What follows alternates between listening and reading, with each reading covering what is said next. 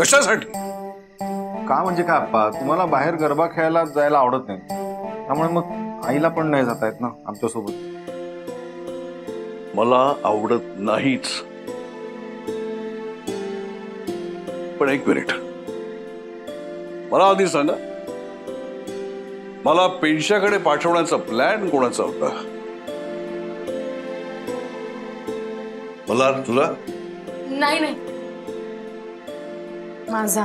नाही, पण प्लॅन जरी तिचा असता ना तरी सुद्धा पेंडसे काकांना मी पटवलं अप्पा. नुसतं पटवून काय उपयोग आहे? त्याची तयारी कोण करून घेणार आहे? मी त्याला जरा उलट सुलट प्रश्न विचारले, त्याची तालंबळ उडाली. मला एकट्याला टाकून तो गरबा नाचायला निघून गेला.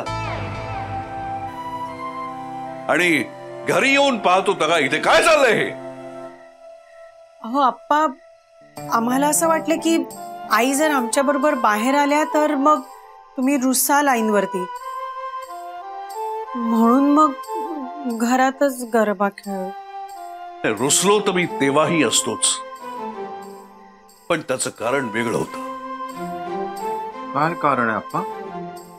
तेव्हा आमच्या काळी बायकोला बरोबर घेऊन उत्सवात मनमोकळेपणाने नाचणं याला मोकळीक नव्हती. आता ती मोकळीक आहे, पण आता उत्सवाचं बाजारीकरण झालंय. मगाशी मी म्हंटल ना, मला आवडत नाही ते हेच. उत्सवाचं बाजारीकरण मला आवडत नाही. पण उत्सव जर घरच्या घरी साजरा होणार असेल तर ते साजरा करणं हे मला निश्चितपणे आवडतं.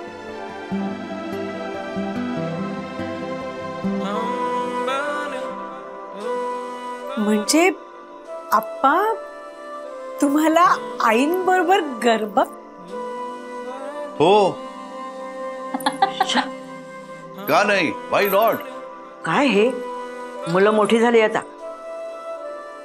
अरे पण मी कुठे माझी आत्ताची इच्छा बोलून दाखवतोय? मी माझ्या तरुणपणची इच्छा सांगतोय. आणि तेव्हा ती इच्छा पूर्ण झाली नव्हती, ही खंत आहे, आणि ती खंत मी बोलून दाखवतोय. That's all. अहो आप्पा, तेव्हा तुमच्या काळी जे काही घडलं नाही ते आता थेट घरात चालून आलंय. कशाला मनात खंत बाळगायची? होऊन जाऊ दे. होऊन जाऊ दे की. तीन पिढ्यांचे कुटुंब नांदे सुखामध्ये हे सारे, जीव लावती एकामेका घरात हसरे तारे. हम बने तुम बने, हम बने तुम बने. क्या बात है. पूर्ण एपिसोड पाहण्यासाठी आत्ताच डाउनलोड करा अल्ट्रा झकास मराठी OTT ॲप.